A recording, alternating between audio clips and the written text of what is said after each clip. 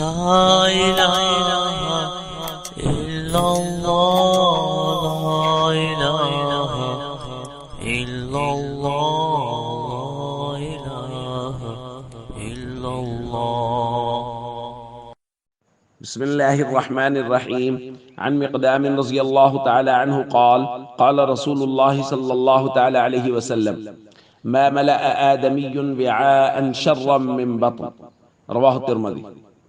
نبی کریم صلی اللہ علیہ وسلم نے ارشاد فرمایا کوئی بھی آدمی کسی برتن کو نہیں بھرتا جو برتن اس کے پیٹ سے زیادہ برا ہو، یعنی پیٹ کو سب سے زیادہ برا برتن قرار دیا گیا ہے. پھر حضور نے ارشاد فرمایا بحسب ابن آدم اکلات یقمن صلبہ، انسان کے لیے ایسے چند لقمے کافی ہیں جو اس کی کمر کو، صلب کو، پیٹھ کو سیدھا رکھ سکیں. پھر فرمایا فإن كان لا محالہ، اور اگر زیادہ کھانا ضروری ہو تو پھر اپنے پیٹ کے 3 حصے کریں. فثلث لطعامی، ایک حصہ کھانے کے لیے، وثلث لشرابی، اور ایک حصہ پینے کے لیے، وثلث لنفسی، اور ایک حصہ سانس لینے کے لیے. دوستو، زیادہ کھانا شریعت کی نظر میں بالکل پسندیدہ نہیں ہے.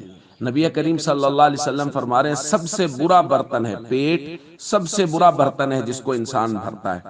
تو زیادہ کھانا تو کسی بھی صورت شریعت کی نظر میں پسندیدہ نہیں ہے. ہاں حضور نے فرمایا اگر کھانا ہی ہو تو پیٹ کے 3 حصے کر لیے جائیں، ایک حصہ کھانے کے لیے، ایک پینے کے لیے، اور ایک سانس لینے کے لیے. ہم نے دیکھا بہت ساری جگہوں پہ بہت سارے لوگوں کو اتنا زیادہ کھا لیا کہ مطلب چلنا بھی مشکل، بولنا بھی مشکل، سانس لینا بھی مشکل. یہ شریعت کی نظر میں بالکل پسندیدہ نہیں ہے.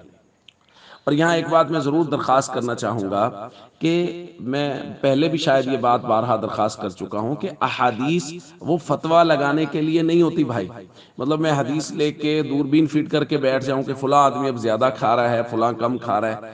یہ نہیں، ہر آدمی کی اپنی ذات کے لیے ہے. میں دیکھوں کہ میں اپنی ضرورت سے زیادہ تو نہیں کھا رہا. باقی کوئی آدمی کتنا کھا رہا ہے وہ ہر آدمی کا ذاتی فعل ہے اور اس کی گنجائش ہے. بس اوقات ایک آدمی ہے وہ آدھی روٹی سے سیر ہو جاتا ہے، اور ایک آدمی جو ہے وہ 3 روٹی سے بھی سیر نہیں ہوتا.